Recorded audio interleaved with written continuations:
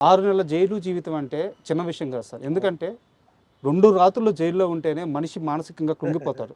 పక్కన ఎవరు ఉండరు. అయిన వాళ్ళు ఉండరు. పలకరించే వాళ్ళు ఉండరు. 6 నెలల జైలు జీవితం తర్వాత జైలు నుంచి వచ్చి బయటకొచ్చిన సుమన్‌ని చూసి, ఈ మనిషి 6 నెలలు జైల్లో ఉన్నాడా? ఏంది ఇంత ఫ్రెష్‌గా ఉన్నాడు? అంటే ఒక మల్లె పువ్వులాగా తిరిగొచ్చారంట. ఆ 6 నెలల కాలంలో ఫిజికల్‌గా గానీ, మెంటల్‌గా గానీ మీరు స్ట్రాంగ్‌గా ఉండడానికి జైల్‌లో ఏం చేశారు? First point karate sir. Okay. Karate నాకు మెయిన్ బేస్ అక్కడ. అక్కడ కూడా జైల్లో కూడా కరాటే ఎక్సర్సైజే హ్మ్. నేను చేసేవాడిని. తర్వాత జైల్లో ఉన్న ఖైదీలు ఎవరైతే ఉన్నారో వాళ్ళని చాలా బాగా చూసుకున్నారు సార్. ఖైదీలా? ఎప్పుడు నేను అందుకే సెక్యులరిజం అనేది నాకు చిన్నప్పుడు సెక్యులరిజం నేను పుట్టింది Hindu family.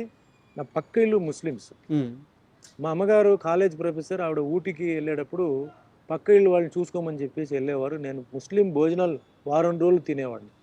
I studied in a Christian school. Sir. Church Pak అని చెప్పి కాన్వెంట్ అనమాట. సో క్రిస్టియన్, ముస్లిం 2 అక్కడ వచ్చేసింది. స్కూల్లో నాకు Parsi friends, Buddhist friends, Jain friends ఉండేవారు. సో పక్కా సెక్యులర్ దీంతోనే నేను పెరిగాను.